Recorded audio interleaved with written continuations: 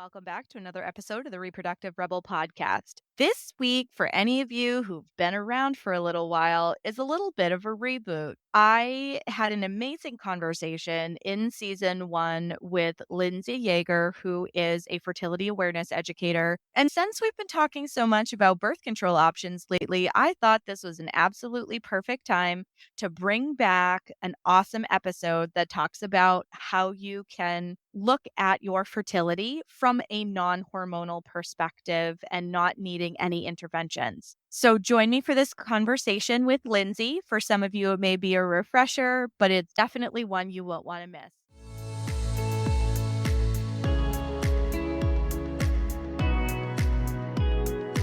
There are so many of us that are starting to question whether we're starting to transition through perimenopause. Maybe we're seeing changes in our energy. Maybe we're seeing a little more heat at night than we used to. And if our partner pulls the covers up over our shoulder, we might be tempted to smother them with a pillow. Maybe you're feeling like your moods are all over the place and you're not sure why it's happening, or your cycles have changed in length from what you have come to see as a normal, predictable pattern. Whatever it is that's starting to make you question whether you are beginning your perimenopausal transition, I have the answers for you. Join me for Coming into Second Spring. I am offering this course live on September 20th from 6 to 8 p.m. Eastern Time. This course is designed to take you through your journey between the ages of 34 and 49 and teach you about what is going on in your body, what you can expect from your perimenopausal journey, how to know when you're actually in menopause and you've made your transition, and what you can do about any symptoms that may be cropping up that aren't working so well for you. There is a link in the bio, so be sure to join us for Coming into Second Spring and walk into your perimenopausal journey empowered. Hi, I'm Adrienne Irizarry. I'm an Eastern medicine practitioner who is passionate about women's health and helping women live their best lives. My goal is to put you in the driver's seat of your menstrual health, offering period solutions for a symptom-free life. Statements made in this program are for educational purposes only and not intended as a substitution for medical consultation or advice. We do not claim to diagnose, treat, or cure any diseases. This podcast is inclusive and welcomes all gender identities. The focus of the program is on biological function, and we will use the term women throughout, but it is referencing physiological and social challenges for biology, not identity. Come as you are, I am happy you're here and welcome all performances of identity. I hope you find something helpful in this show. Hello and welcome to the Reproductive Rebel podcast. Our guest on today's episode is Lindsay Sara of Flow with Your Flow. Lindsay is a womb healing guide and certified fertility awareness method educator. With her master's in social work, she is here with you to connect to your womb, feeling free in your body and trusting your intuition. Welcome to the show, Lindsay. I am so glad to have you here. This is a topic that I talk to my clients about a lot, and I've been looking forward to having a professional on this show to be able to talk to about it. So welcome. Thank you so much for having me. I'm so excited to be here. Lindsay, tell us a little bit about what it means to use the fertility awareness method and what it means to be a fertility awareness educator. Yeah, so the fertility awareness method, I really describe it as a way of learning the language of your menstrual cycle. Your menstrual cycle has so much to share with you, including cues about your health, as well as when you're fertile and when you're not. And when you learn how to understand that language, you can then understand how the health of your menstrual cycle is doing, as well as avoid pregnancy naturally and optimally timed conception. So it really has those three uses. So I view it as a tool that can actually guide you throughout your entire cycling years of your life. So basically what it entails is tracking your menstrual cycle. I usually use 3 specific markers I'm sure we'll go into further down the road, like the different types of fertility awareness. But what I use is basal body temperature. So your body temperature first thing when you wake up in the morning, your cervical mucus, which is mucus from your cervix. A lot of people say discharge, but there's many different types of discharge. So this is specifically from your cervix. We observe it just by wiping, like when you go to the bathroom, and LH testing, which is a urine test that tests for a hormone that lets you know ovulation is on its way. So it's not just tracking, how am I feeling today? What are my symptoms? When am I getting my period?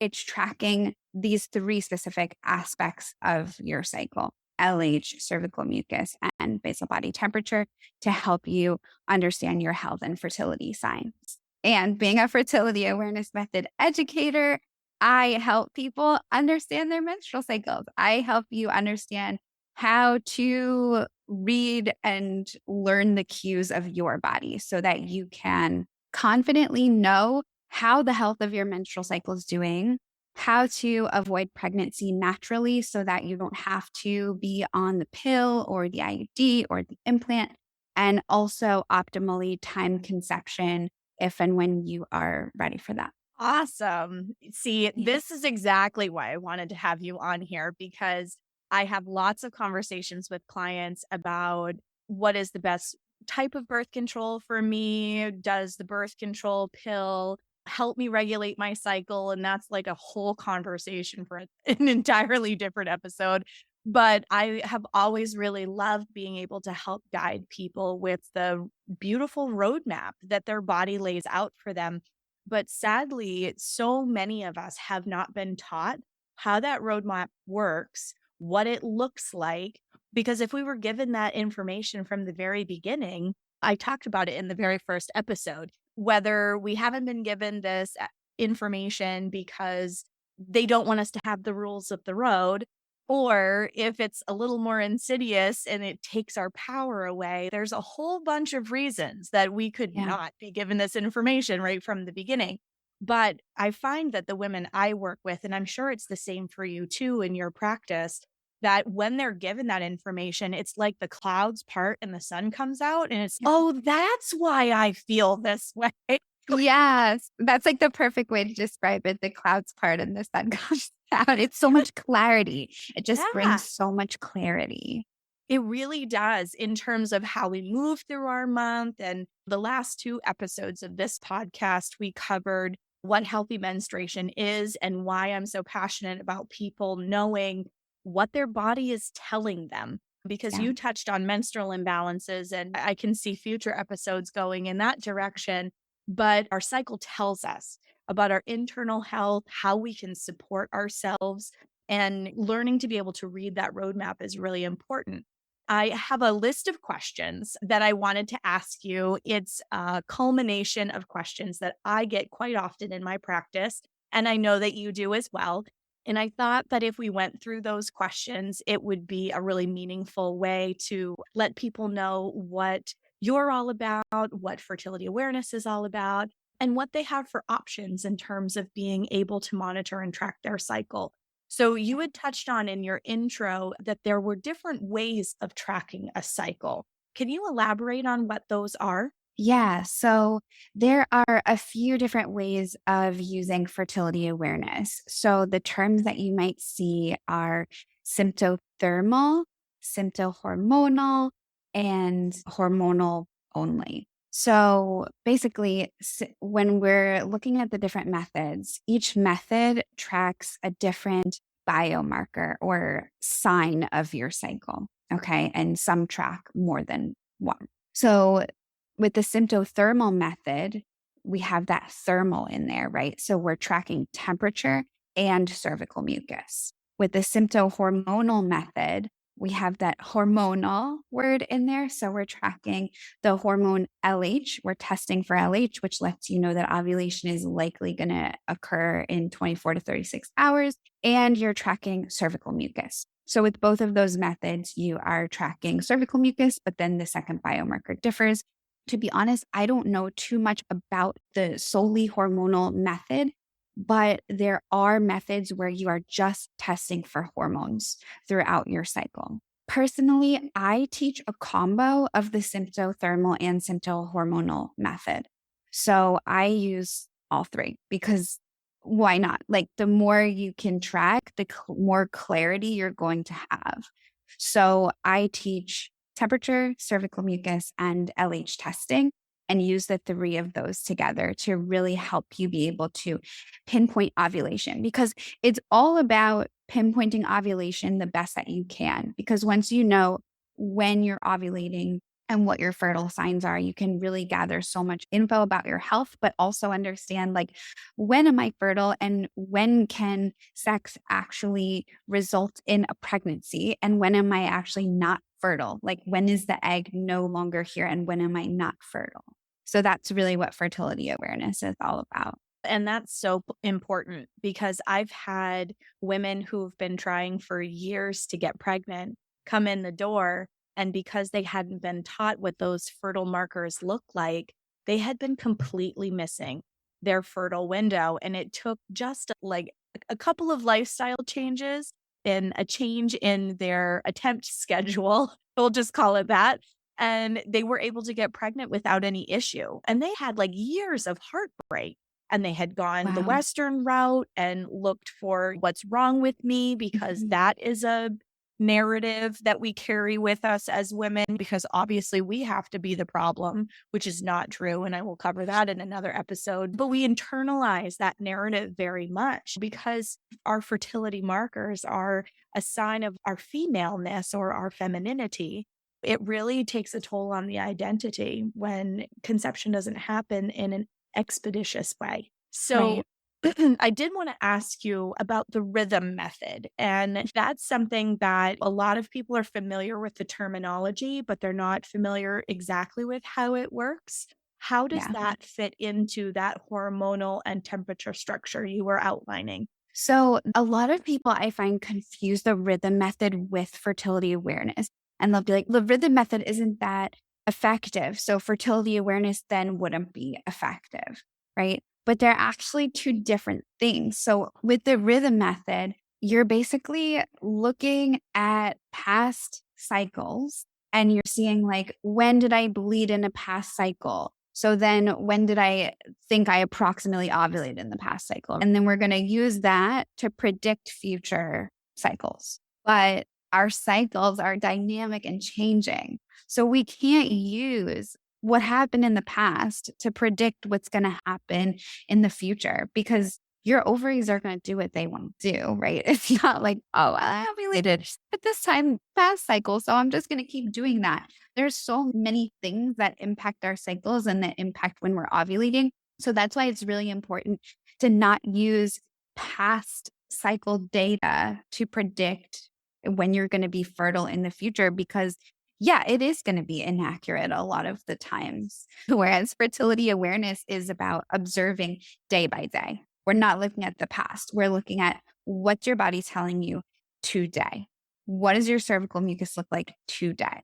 What's your temperature today? And then we use those signs. And that's really important too, because like you said, your stress level, for example, varies from one Yeah, month to another.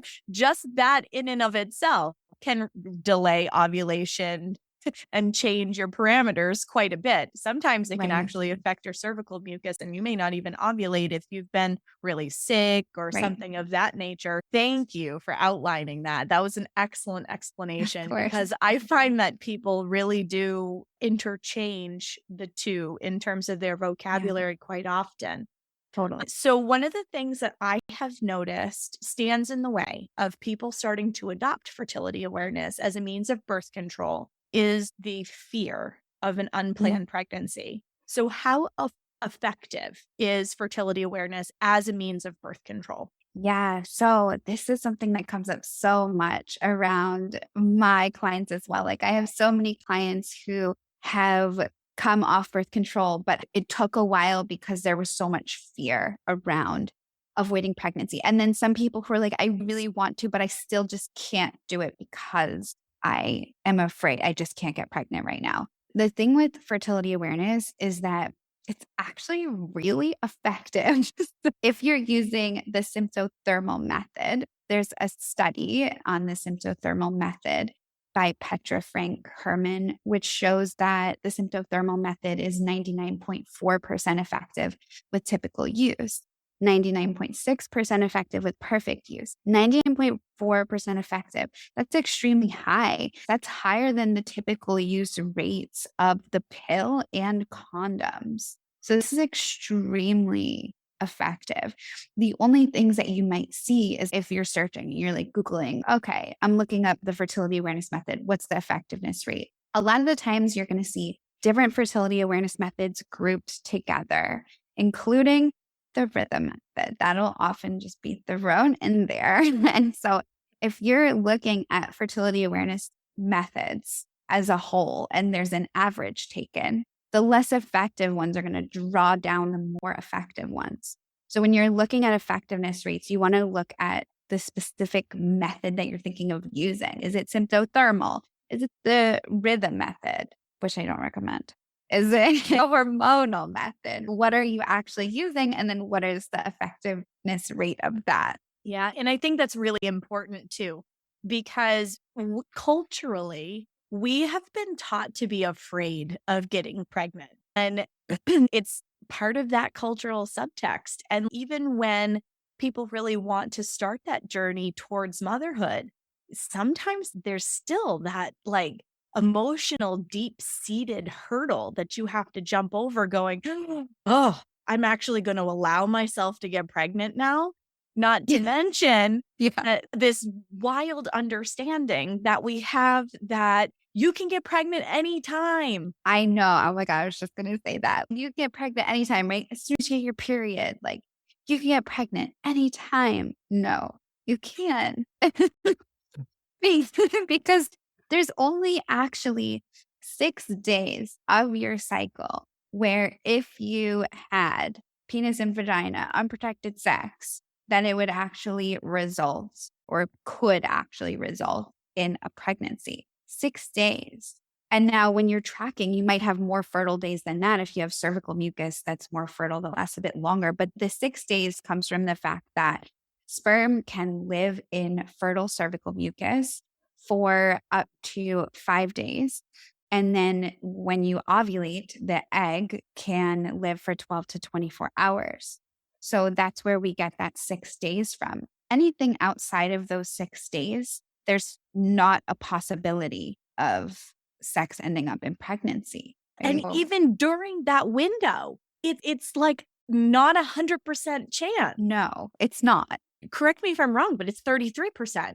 Yeah, I thought it was around 30. Okay. Hey, we're going to say this part again because this is the part that tends to melt the minds of my clients is one, you cannot get pregnant all month. Okay. You can't. You just physically can't. Okay. 2, you only have a 33% chance of success if all of the parameters are optimal. And we're talking about healthy cervical mucus. We are talking about appropriate timing. We are talking about a partner that has optimal sperm count, because that is a huge problem right now. Yeah, and it is. We can talk about that in a little bit.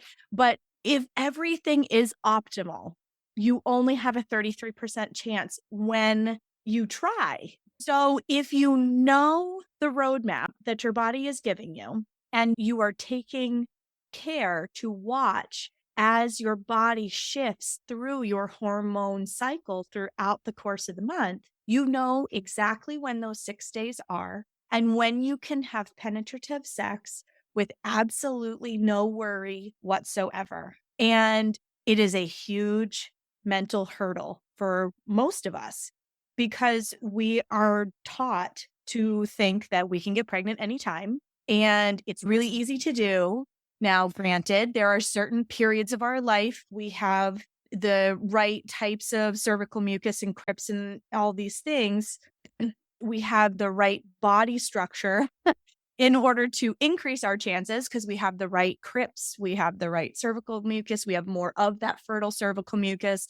But then even later on in our life, we still have that roadmap all through our bleeding years. Now, from an Eastern medicine perspective, women were successfully having babies up until they went through menopause. Yeah, totally. Like, it's Yeah. possible, folks, but, like, Yeah. you've gotta know your body and you have to know how to take care of it in a really meaningful way. So, anyway, I had to drive that part home because and I know that you get this in your practice too, but I find that one of the biggest hurdles to coming off of birth control is that fear that we have been taught to have about getting pregnant. And then Totally. when we go to get pregnant, we realize, wow, it's not quite as easy and quite as Right. fast as I expected it to be. Yes, And we're not exactly. mentally prepared for that either. I know. It's crazy. So It anyway, is. this is why I wanted to drive This that is home because it's totally. an important one. Fertility awareness isn't just about timing sex in the right part of your cycle. It's about knowing your cycle health too. Because when you get an idea of your cycle health and your hormone levels, because your cervical mucus is going to tell you all about your hormone levels. So once you get an idea of that, you can actually understand, is this an optimal time for me to try to conceive? Or do I need to explore a bit more about what's happening with my hormones before trying? So if conception actually occurs, do I have a better chance that the egg will actually implant, right? And that I won't have a miscarriage. And you need optimal hormone levels in order to sustain a pregnancy. Absolutely. And so from an Eastern perspective, I'm going to take that same vocabulary Yeah. and we're looking at you having enough yin in your body for there to be enough cervical mucus. You tend to have very scanty, scarce, or none at all cervical mucus when there isn't enough yin in the body. And that does affect how the rest of your hormones play out through the rest of the month. A lot of times you'll also see those signs show up, or you do see those signs also show up in the menstrual cycle when we're talking about the menstrual cycle health as well. So, if you decide that fertility awareness and emancipating yourself off of synthetic hormones feels like something that you might want to tackle, okay? Yeah. What kinds of things do you need to keep track of in order to track your cycle effectively? Yeah. Remember, there's different methods, but the way that I teach, you track your basal body temperature. So that's taking your temperature first thing when you wake up in the morning, or wearing something like a temp drop, which is an armband that goes around your arm. It takes your temperature while you're sleeping. So for some people, that's a bit easier if you don't wake up at the same time every day. You're like awake throughout the night or things like that. I use a temp drop. I love it. So your body temperature is going to tell you whether or not you're before or after ovulation. So before ovulation, the temperature is lower. After ovulation, the temperature rises and stays higher until it drops back at the end and you bleed. So temperature is a really amazing map. Cervical mucus is the most important biomarker that you're going to be tracking. And that's going to tell you your fertility status and what's happening with your hormones day by day. Okay. So it's going to let you know when you're approaching ovulation, when you're likely super close to ovulation. And then it will also tell you when you've likely passed ovulation. But we also need temperature to help us really confirm that with more certainty. And then LH testing. LH is a hormone called luteinizing hormone. It's released from the brain 24 to 36 hours prior to ovulation. It triggers ovulation to occur. So this hormone LH surges prior to ovulation. And what we're testing for with urine test strips is this LH surge, so that likely in 24 to 36 hours that you'll ovulate. The reason I say likely is because what if you get sick? What if you get super stressed? What if something crazy happens? Then you might not ovulate. So that's why I say likely. I don't recommend ever using LH testing alone, but when you use it with cervical mucus or with basal body temperature or both, it just helps you have a better idea at pinpointing ovulation. It brings in more clarity. And it's also a really good marker to use if you're trying to conceive and time sex around ovulation. Now, one thing I did want to ask is I get asked about checking cervical position quite Mhm. often. Yeah. Is that part of what you use with your clients? Because I've had some people go, I don't know about sticking my fingers in there. I'm not really comfortable with that, or Totally. I can't reach it. Yeah, yeah.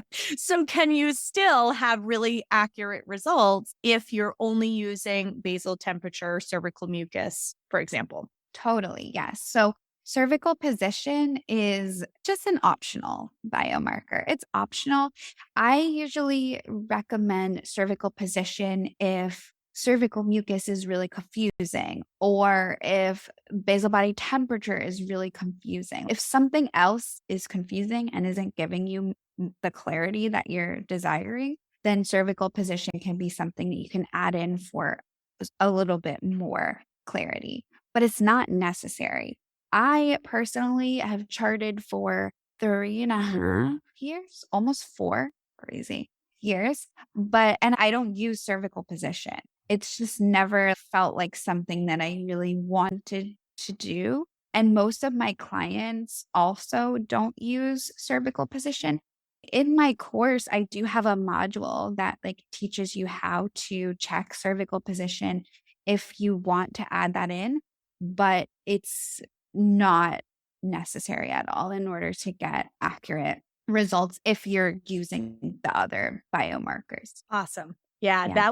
that's something that I get asked fairly frequently because it's the same pushback that I get about a menstrual cup. Do I really have to stick my fingers in there? Because Yeah. there's some people that have a strong aversion to the idea. It's And like, nice. even with that, with cervical mucus too, a lot of people think, I don't want to check my cervical mucus because I don't want to put my finger in my vagina all day long either. But that's not what it is. So you so you're wiping, right? So you're just wiping and you're observing what is on the toilet paper. What did it feel like when I wiped? You're looking at sensation too. What did it feel like? And what do I see? Can I pick it up? If I can, I stretch it. We're not inserting your finger into your vagina all day long to check cervical mucus because it can just honestly bring more confusion into it, as well as bacteria, unless your hands are clean all day long. So, just with the wiping method, it's going to minimize exposure to bacteria and also just give you like a clear and consistent way to do it. Excellent. That actually made me think of something else that I talk about with my postpartum clients. So, fertility awareness tracking can actually take place when you're in the postpartum period because you can start ovulating long before you start having a bleed. And so, correct me if I'm wrong, but it's like 62 days or so Well, after so the thing giving is, birth. like, it's not necessarily that you start ovulating well before you have a bleed, because, like, a luteal phase, which is the time from after bleeding until menstruation, can range from on average 9 to 17 days. So once you ovulate, you are going to bleed pretty soon afterwards, and it's probably going to be within 2 weeks.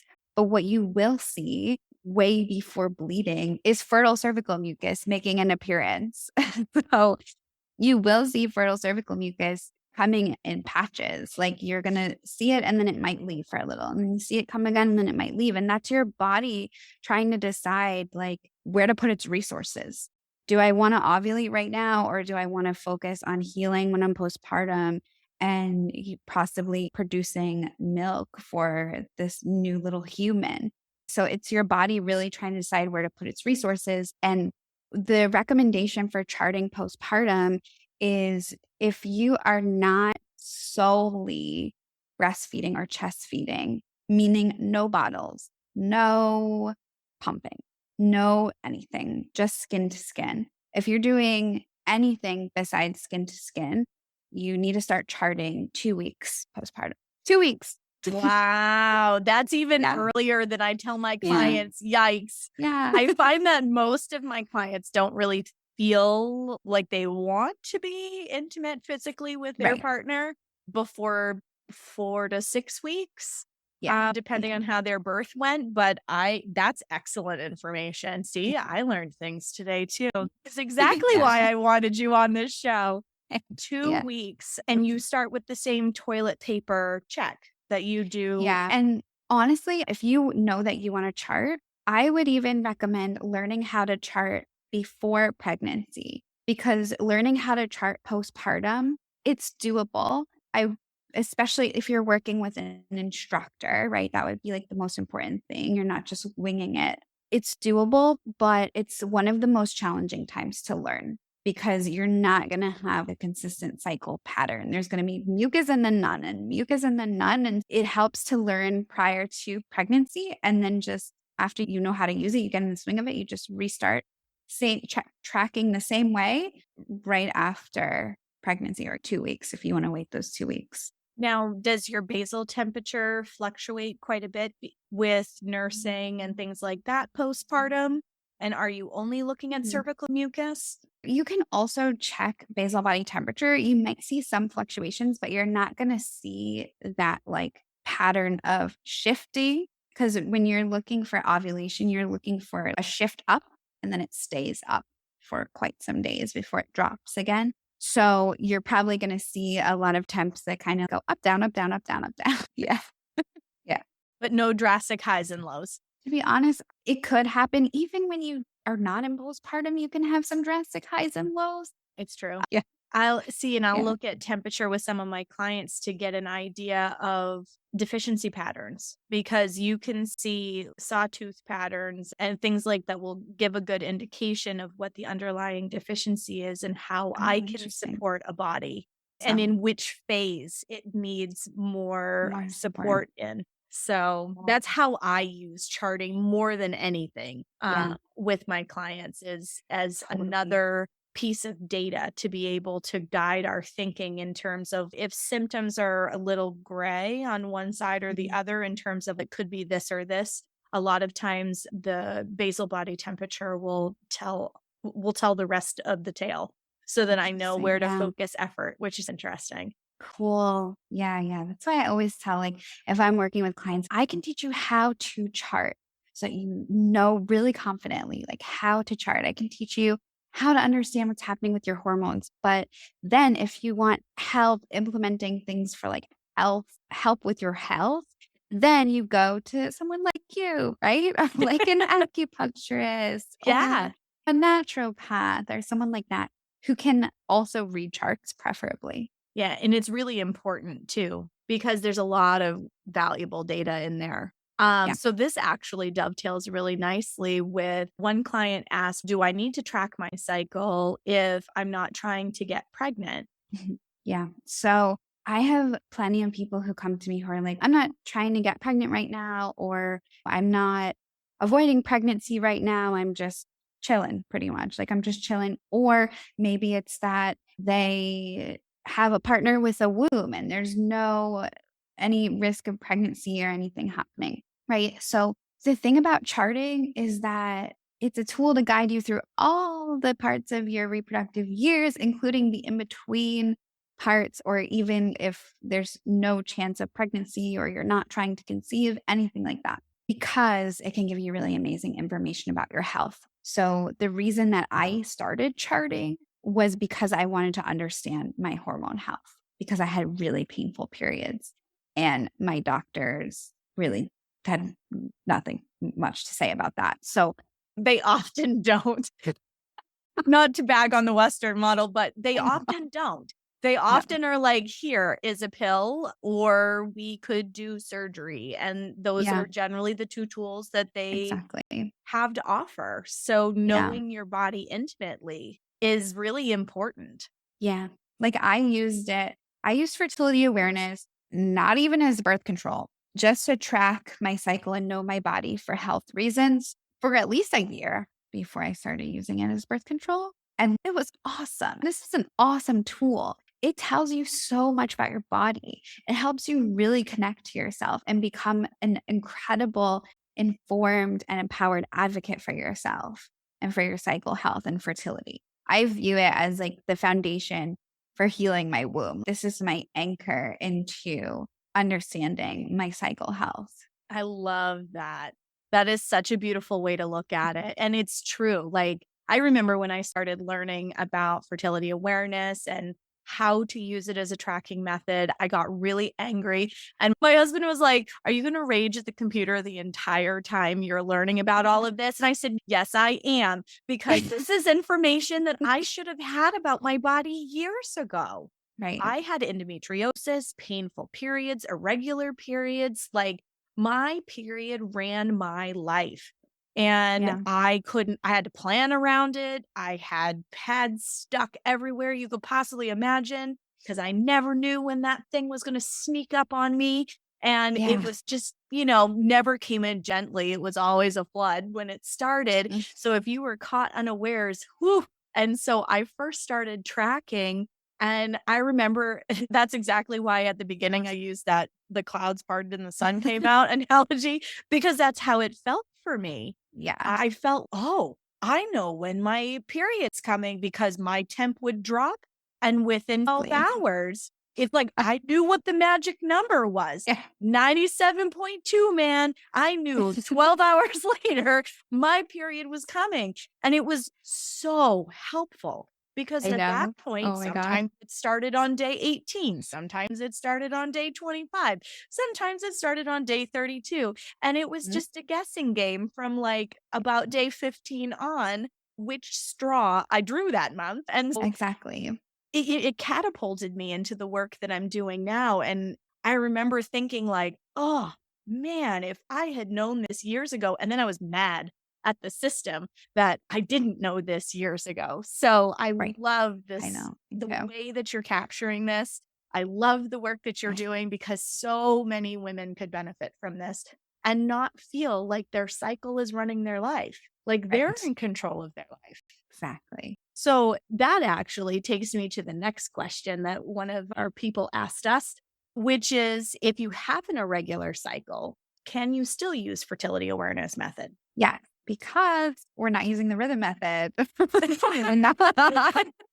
Exactly. We're not looking at past data, because if you had looked at Yeah. mine, it would have been a train wreck the entire way through. We would have never known when I was ovulating.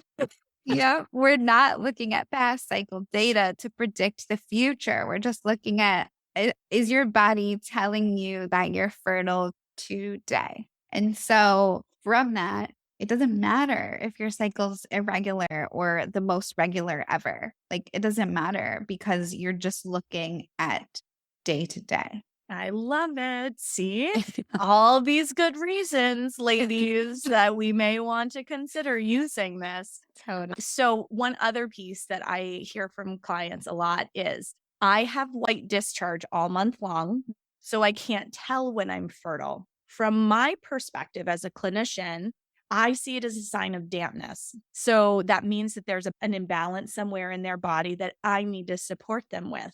Yeah.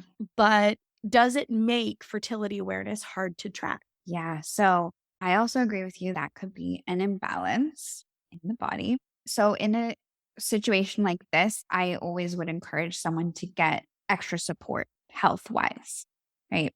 But you can still track with temperature, with LH testing, with cervical position too. So even using all of those biomarkers, you can still get a pretty good idea of if and when you're ovulating. And the other thing is, I would also ask the question of, are you on birth control? Because if you are on birth control, not the copper IUD, but anything hormonal, if you're on anything hormonal, it's going to thicken your cervical mucus and make it so that it stays the same all the time, besides bleeding, of course. But it's going to make it so it stays the same all the time. You're not going to observe changes in your cervical mucus. It's going to be somewhat thick or creamy or pasty all month long. And if you're on birth control, then I would say you don't have a risk of pregnancy anyways. There's nothing is 100% effective. You have protection there, but that could be what's actually causing your cervical mucus to look like that. Yeah, because it's disrupting your hormones.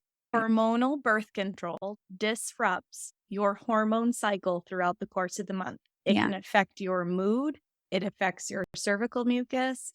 It changes your energetic flow through the month because it is a medication designed to interrupt a healthy hormone cycle in a body. And that disruption shows up in places just like this. Exactly. I see clients that even when they're not on birth control, sometimes they can have white discharge pretty commonly throughout the course Mhm. of the month.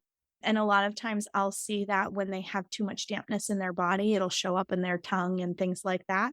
And Ah, yeah, I do encourage them to use basal temperature tracking and mhm. things like that to be able to. And when they're coming off of birth control, I think that's the other time that Yeah. I tend to see, and I'm not sure if it's your experience as well, but I tend to see lots of white discharge that kind of muddies the reading a little bit for people who are new to tracking, which is another reason why I encourage them to take their basal temperature, because that transition off of hormonal birth control, the longer you're on it, the longer you tend to have this weaning of symptom effect coming off of it, but that can change your results as well. Totally. Yeah. That's interesting because what I've seen usually with people coming off birth control is dryness. Like nose That or yep, and that can happen from yeah. stagnation. So the pill is Yeah. really stagnating, not just the pill, any form of hormonal birth control, but I work with people most commonly that are coming off of a form of the pill or Right. NuvaRing. I can either see, depending on their body constitution, I'll see the white or I'll see dry, and it has to do with stagnation actually in both cases. One creates more of a swampy situation and there's too much dampness, and in the other, there's not enough yin, and so they're Yeah. too dry. Totally. So can somebody learn to do this on their own, or should they work with a certified educator like yourself? Yeah. So I recommend or I view self teaching, learning it on your own as a really good place to begin. So I began fertility awareness teaching myself. Like I was reading books and I was getting really into it, but I realized that I learned a lot. It was awesome. I learned a lot. It was so exciting. Like I was learning so much about my body.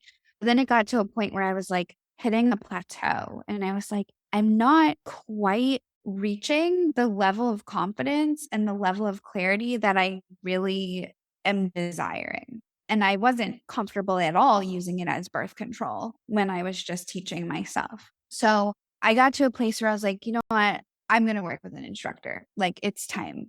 I feel like if you get to that place where you are hitting a plateau and you're realizing, like, I want to go deeper, that's your cue. That's your cue to work with an instructor. Or you don't even have to begin with it self teaching. If you know that you're serious about this, that you want to learn it right from the get go with guidance and confidence and clarity, then like you can start working with an instructor right away.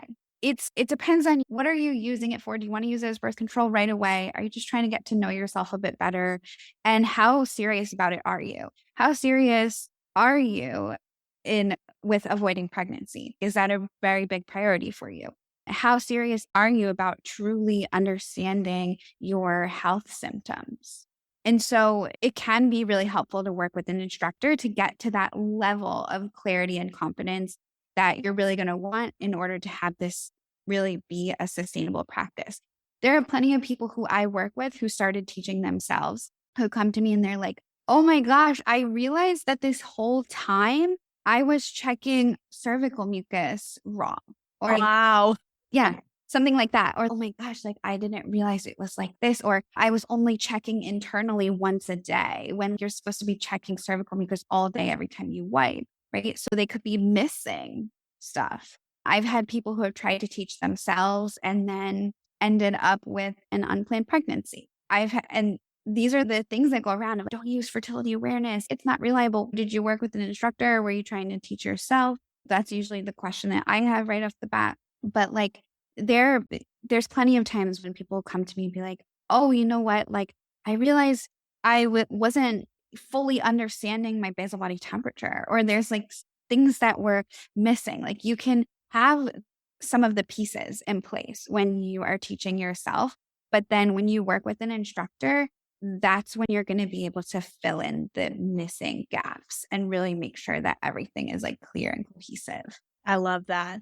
Yeah, I feel that if you can get a solid start with a practitioner, whether it's fertility awareness or any other modality. There's a lot of DIY information out there, but there's nothing like working with somebody who has put the time and education into specializing in a particular area to be able to give you the launch pad and the confidence to be able to do this accurately, because Exactly.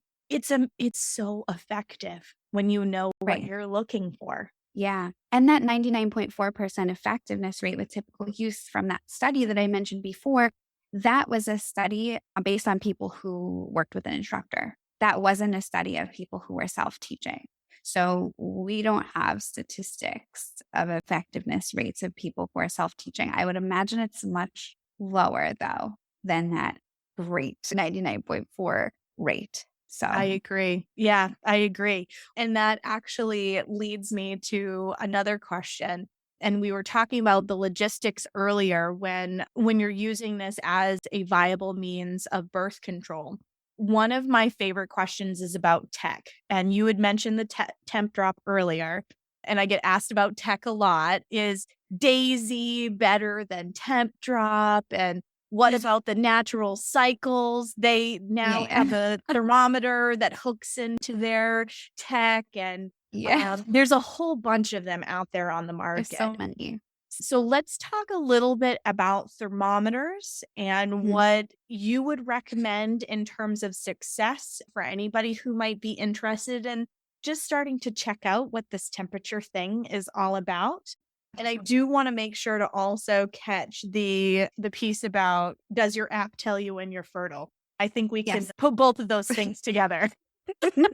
Me too.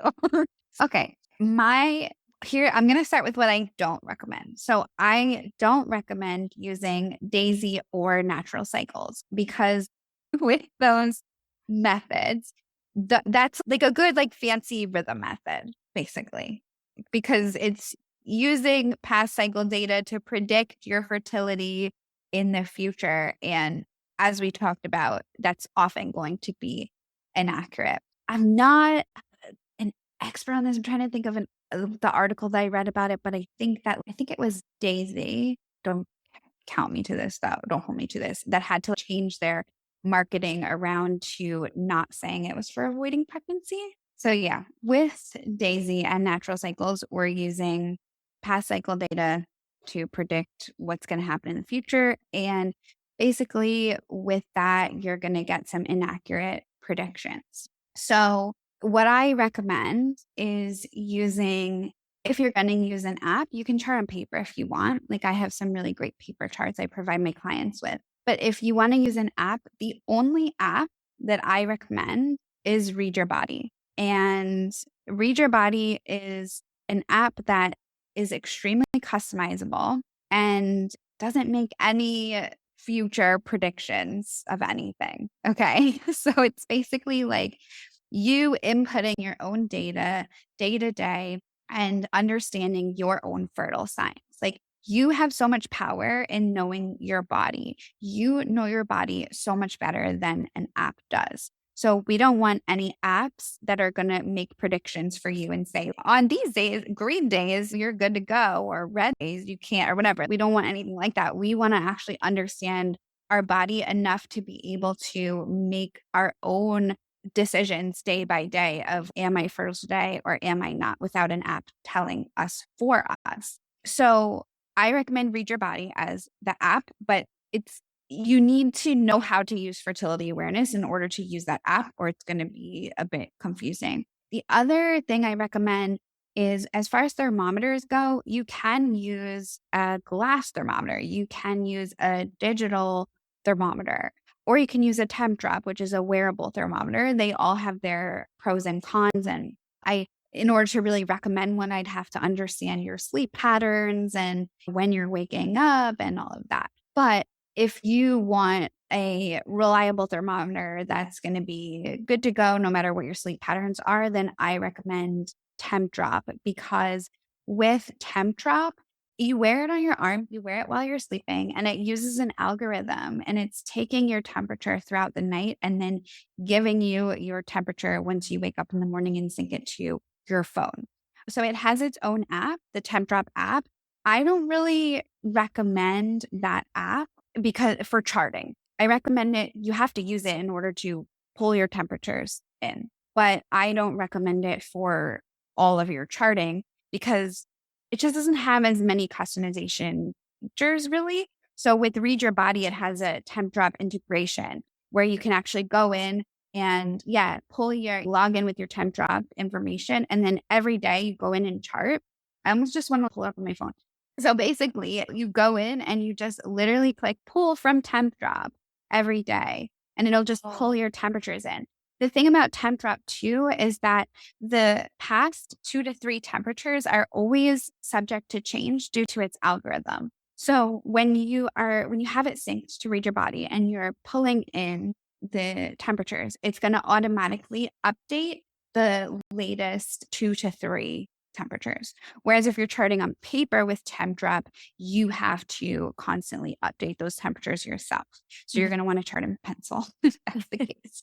But as far as like apps and thermometers go, temp drop is an investment. It's a good one. So I love temp drop. Before I used temp drop, I just used like a digital BT thermometer. I really like the easy at home one. I don't know. I used it for a while. I really liked it.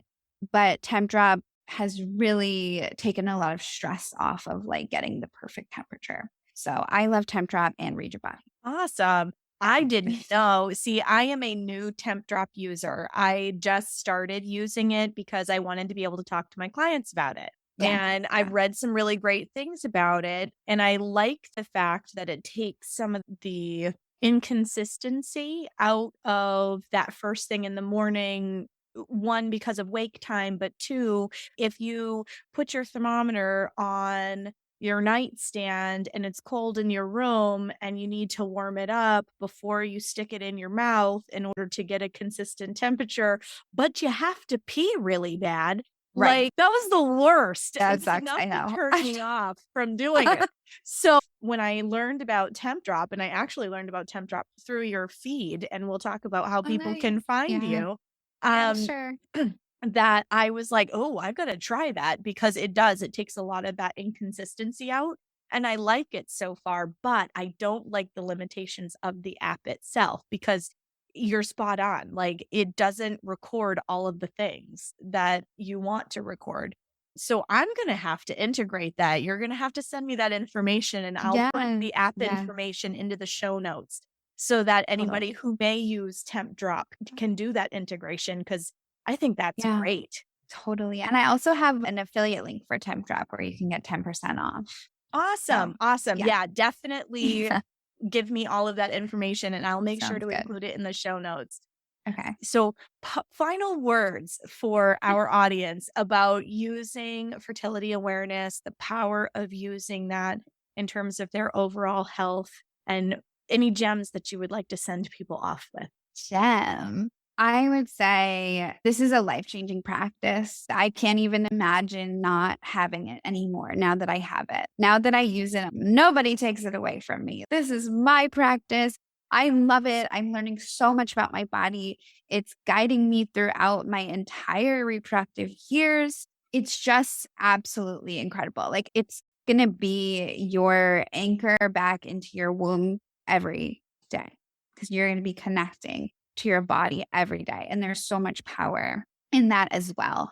And like the other thing is, if you're interested in learning fertility awareness, why wait? That's my other like gem of information is just start it. Just do it now because it's going to give you so much information about your health and you're going to be, it's not like you get to have a menstrual cycle forever. So the earlier you start it, the longer you get to use it, right? The more you get to get out of it, the longer you get to use it. So those would be my little gems of info.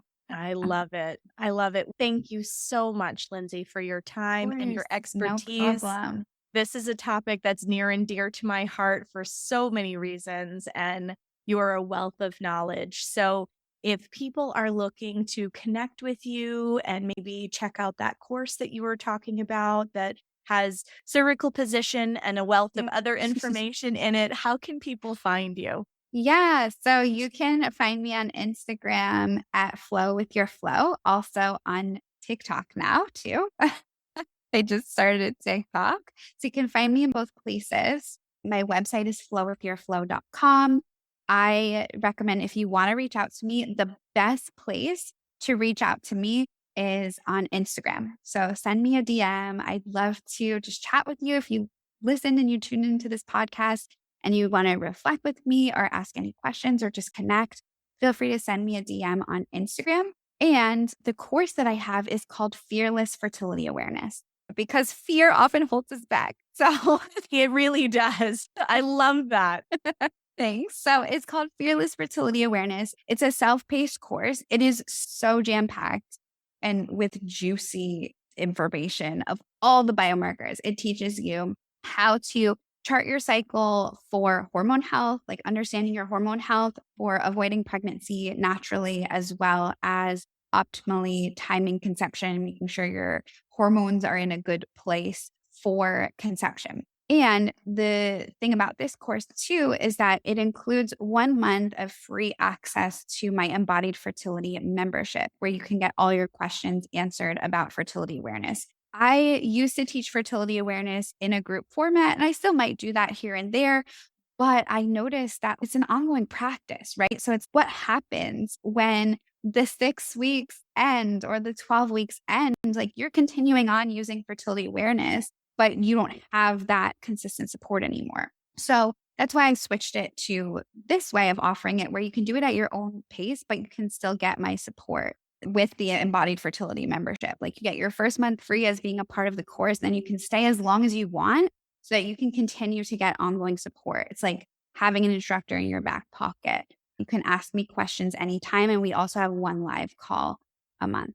So that would be the best ways to work with me regarding fertility awareness. Awesome. Awesome. Thank you so much for sharing all of your wisdom with us today. I hope you guys go and check out that course. And there will be information about that and how to reach Lindsay in the show notes. So be sure to check those out. And thank you again for joining us for the Reproductive Rebel podcast. Thank you for joining me for another episode of Reproductive Rebel. Reproductive Rebel is recorded by certified peri-steam hydrotherapist, herbalist, sound healer, and Chinese nutritional therapist Adrienne Irizarry of Moon Essence LLC. If you are interested in setting up an appointment with Adrienne for one-on-one support, ordering from our store, or checking out our course offerings, visit our website at moonessence.life. Be sure to subscribe to our newsletter to get insider information on upcoming events and offerings. Join the conversation. Like us and follow Moon Essence Me on Instagram, Facebook, Twitter, or LinkedIn. Your voices make this program possible.